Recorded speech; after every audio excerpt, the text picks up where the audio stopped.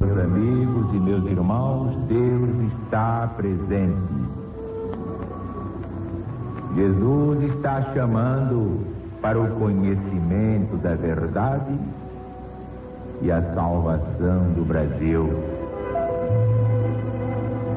O ciclo está se fechando. Jesus está voltando. E agora não é para ser crucificado, não. E veja quem tem olhos de ver. E ouça quem tem ouvidos de ouvir.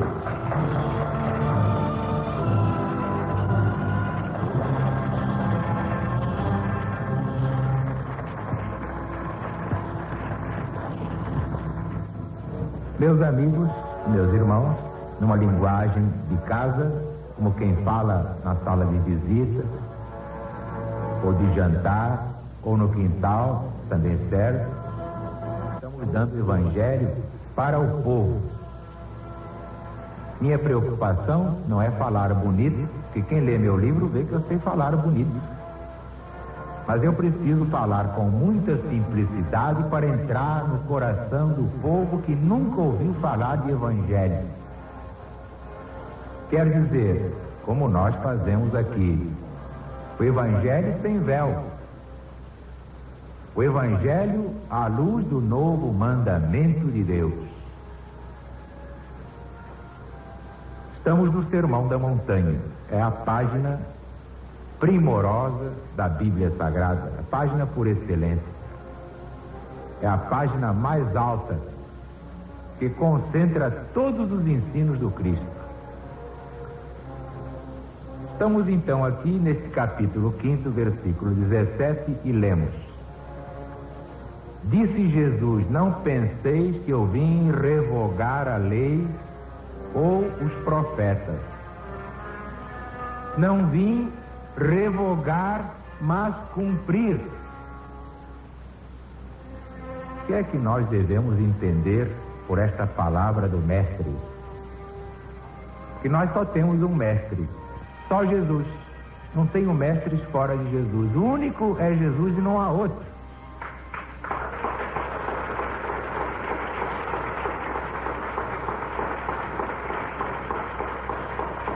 Porque os maiores que já apareceram nesse mundo, o Buda, o Sócrates, o Platão, o Pitágoras, o Allan Kardec, o Santo Tomás de Aquino, todos eles são apenas discípulos do Cristo.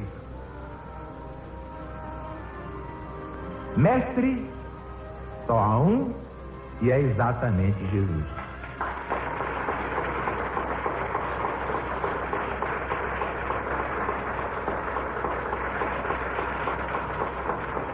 Vocês compreenderam por que é que eu não deixo que me chamem de mestre? Não é por falsa modéstia, porque nesse ponto temos que cumprir exatamente a palavra dele. Nesse mesmo evangelho, Jesus diz: a ninguém chameis de mestre, porque só tendes um mestre, que é o Cristo.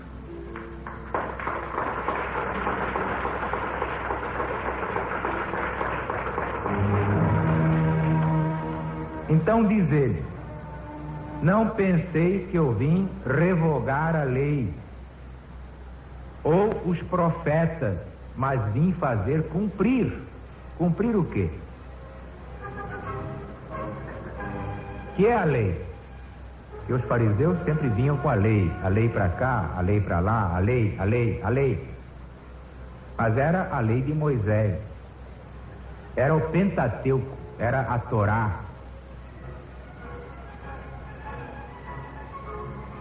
Mas para Jesus não era bem isso. Era a lei dada a Moisés no Sinai. E fiquem sabendo que não foi o Deus total, supremo arquiteto do universo, quem deu a lei a Moisés, foi ele mesmo, Jesus.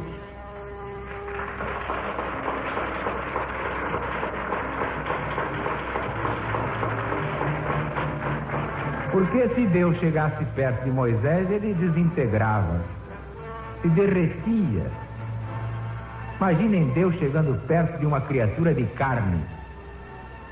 Já imaginaram o sol? O sol chegar perto de uma criatura? Quem é que aguenta? Ou se de longe, aguenta-se meia hora, uma hora, e depois põe um boné na cabeça, etc., e vai para casa? Imagine o sol pertinho de cada um de nós. Nós ficávamos torrados, torradinhos, amendoim torradinho. Agora imagine Deus, que é a reunião de todos os sóis do universo. Uma luz tão alta que ninguém poderia ver sem se desintegrar.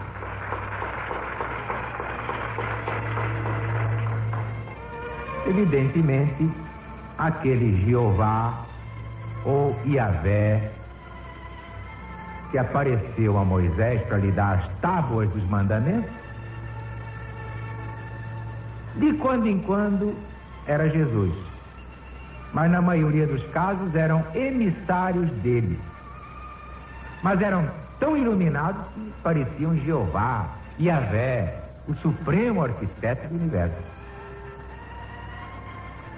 Eu sei que muita gente vê às vezes Francisco de Assis aqui atrás de mim e pensa que é Jesus. Não é Jesus, é Francisco de Assis, que já tem uma luz tão grande que dá para pensar que é Jesus, e eu não condeno ninguém.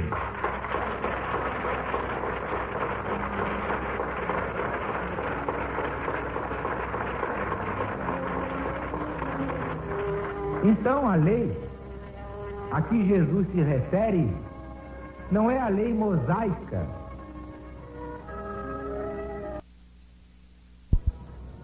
porque há na Bíblia a parte divina e a parte humana.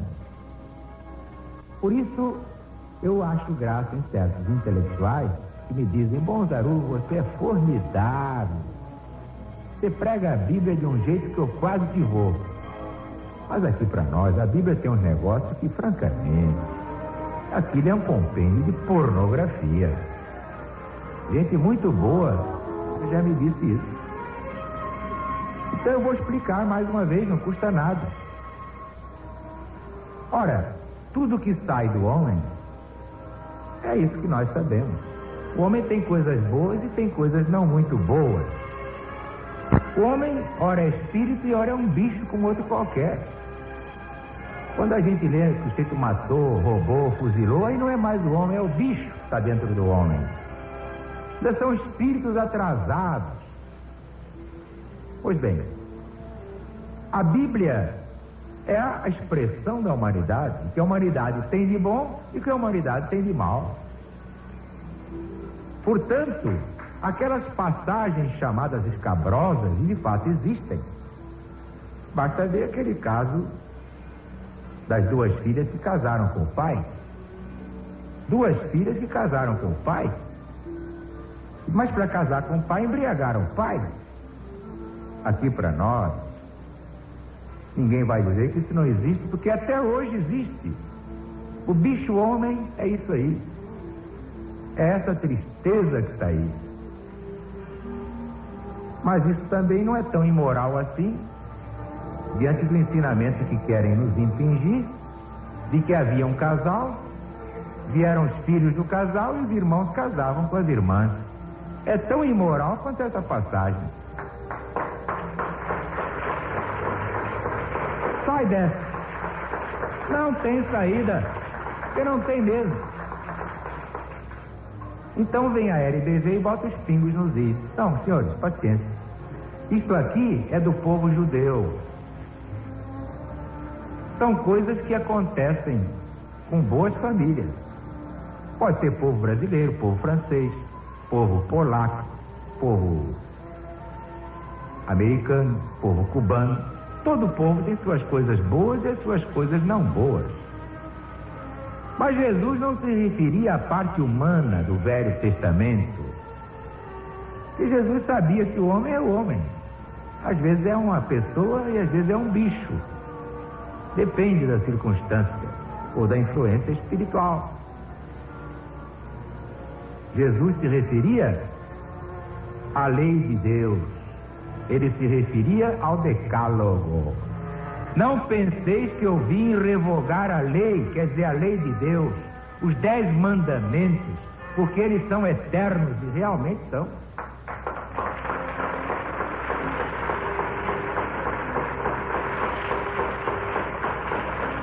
Mas, quanto à lei dos homens, a lei de Moisés, Jesus reformou-a completamente.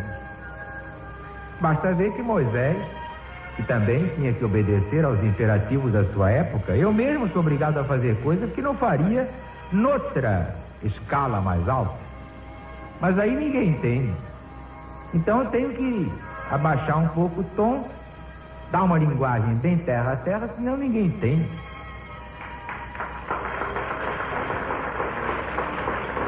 Ora, Moisés tinha que adotar o que a sociedade judaica adotava: olho por olho e dente por dente. Quem vê a história do Novo, aliás, do Velho Testamento, como eu dou em resumos, vê quanta coisa aconteceu que era o espelho da sociedade daquele tempo, a ponto de os profetas ficarem furiosos. Elias ficou furioso muitas vezes com a idolatria. Quem era Elias? Era Moisés reencarnado. Na primeira parte, Moisés desempenhou um papel relevante na libertação material do seu povo. Depois veio como Elias para libertar o povo da idolatria, que é a adoração de bonecos de pau, ou de ferro, ou de cobre, como diz o Apocalipse, que não ouvem, nem falam, nem têm poder nenhum.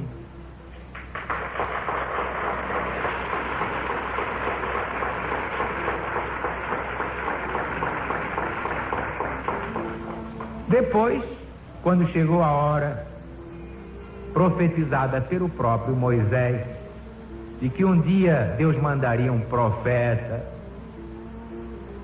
para salvar o povo, e veio Jesus, quem é que estava lá na montanha esperando por ele? João Batista. Quem era João Batista? Era Elias. Quem era Elias? Era o próprio Moisés. 3 pessoas numa só. É interessante, né?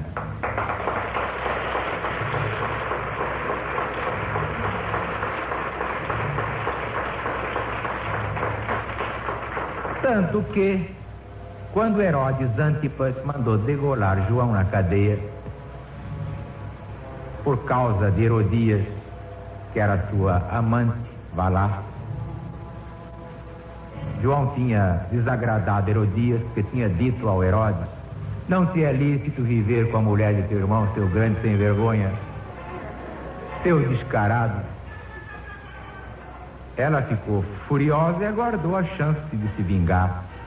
Quando Salomé, sua filha, dançou para os convidados de Herodes Antipas, filho do outro Herodes, que degolou 2.000 crianças, que gente boa, quanta bondade. Esse era o Herodes que queria adorar o menino Jesus, hein? Pois bem, Herodias aproveitou a chance e disse a Salomé: não te ofereceu metade do reino? Não precisa tanto, pede a cabeça daquele miserável do João Batista. E vem me chacoalhando há muito tempo. Vamos logo cortar a cabeça dele. Você pede a cabeça numa bandeja. E ela pediu. Herodes ficou apavorado porque o povo amava João Batista, que tinha sido Elias, que tinha sido Moisés. Mas, como ele tinha dado a palavra, teve que cumprir a palavra, e lhe foi dada a Salomé a cabeça de João Batista numa bandeja. Muita gente não entende certas coisas no Evangelho. Então vem aqui um ponto curioso. Jesus se transfigurou, diz o Evangelho, e lhe apareceram Elias e Moisés. Para quê? Por quê? Como se explica isso?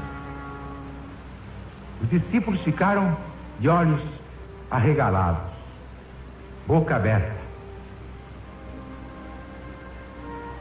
Pedro disse: Jesus, Vamos fazer aqui 3 tabernáculos, um para ti, outro para Elias, outro para Moisés. É tão bom, Senhor, ficarmos aqui. Tão empolgado estava, nem sabia o que dizia, porque ver assim Elias e Moisés e Jesus com aquela resplandecência incomparável. Qual é o sentido disso, hein? O que foi que aconteceu ali? Só estando lá para saber, né? Jesus, que conhecia o passado e conhecia o futuro, sabia que João ia ser degolado. Mas João, apesar de ser profeta, e o maior dos homens nascidos de ventre de mulher, o que prova que Jesus não nasceu de ventre de ninguém, porque senão não diria assim, porque senão ele era positivo. João Batista seria maior do que ele, e não é, e não foi, e não será. Então, quando um profeta entra na carne, ele sofre a contingência da carne. Eu às vezes me impaciento também, porque eu, espírito, sou uma coisa, mas dentro da matéria é duro carregar esse caixão de defunto.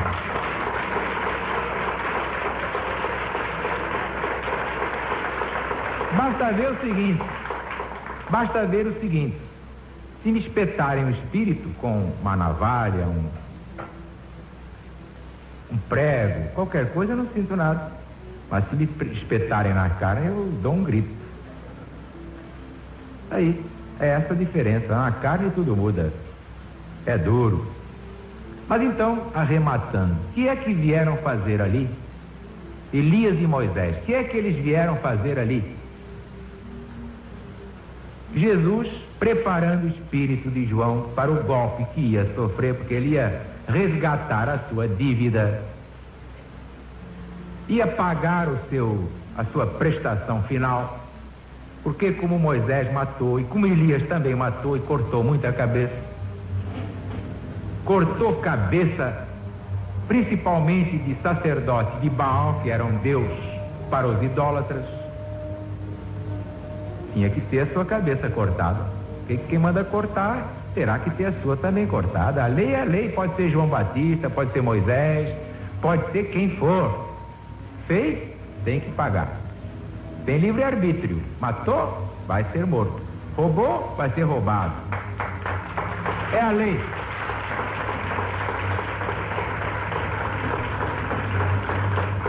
Então, Jesus, sabendo o que é a contingência da matéria, o que é um espírito elevado, ter que entrar num caixão de defunto chamado corpo humano, sabia que João Batista ia ser degolado, então chamou João Batista espiritualmente e lhe mostrou o que foi e o que fez para ser degolado. Tem lógica ou não tem lógica?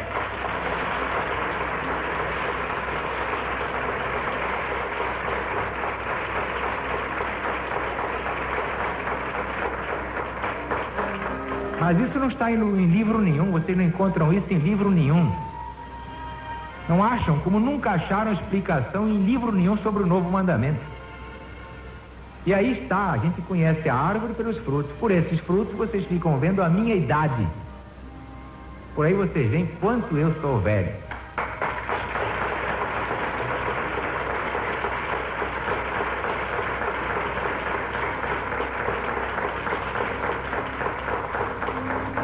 Pois bem, o certo é que João ficou preparado e na hora da degola suportou o golpe e se libertou do karma, porque mandou degolar, foi degolado.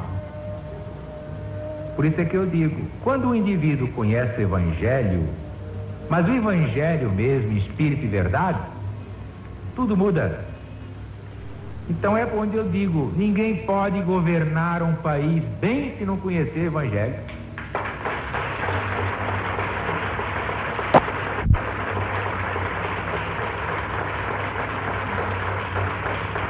Porque se não souber governar a si mesmo, como é que vai governar milhões de pessoas? Como? Pois se não sabe governar a si mesmo, como é que vai governar milhões e milhões? Fora da verdade não pode haver governo.